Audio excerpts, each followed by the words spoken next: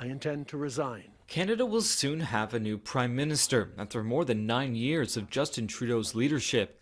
Who will replace him as the leader of the ruling Liberal Party and as the country's prime minister will be decided by party members and announced on March 9th. Reuters Canada Bureau Chief Caroline Stauffer explains how we got here. The real precipitating factor was actually happened in December, though, and that was when his finance minister, Chrystia Freeland, resigned in a very surprising way. He kind of took the holiday period to think about the best way forward, but he did, of course, end up resigning shortly after the holidays. But all indications from our reporting are that he had kind of intended to stay around and try to be the Liberal candidate for the next election. Running to replace Trudeau is Mark Carney, a former central banker who doesn't hold a seat in Canada's legislature. He's running as an outsider with considerable financial experience. Chrystia Freeland, once Trudeau's closest ally, she led the renegotiation of the North American Free Trade Agreement during U.S. President Donald Trump's first term. The two remaining candidates are former cabinet minister Karina Gould and retired Liberal legislator Frank Baylis. Well, it's going to be a wild ride. Chief data scientist at Nanos Research Nick Nanos says even before the results have been released, rival Conservative Party leader Pierre Poilievre has already taken aim at a perceived frontrunner.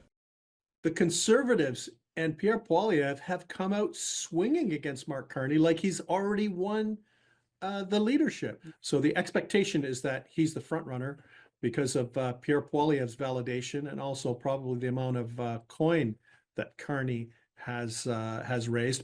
With Trudeau at the helm, polls had indicated the Liberals were certain to lose the next election. It was like the death spiral for the Liberal Party of Canada. Now, fast forward, Justin Trudeau stepping down, Donald Trump slapping on tariffs, the Liberal leadership kicking into play, and that 27-point advantage that the federal Conservatives had has, for all intents and purposes, almost vanished. The next federal election must be held by October 20th, but could come earlier or even almost immediately after Trudeau's replacement is named. Nanos says the next Liberal leader will have to work to separate themselves from the unpopular Trudeau, no matter who wins.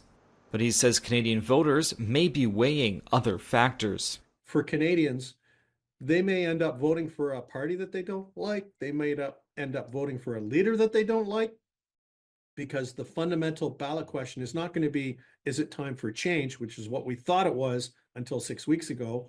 It is going to be, who can best manage the relationship with Donald Trump?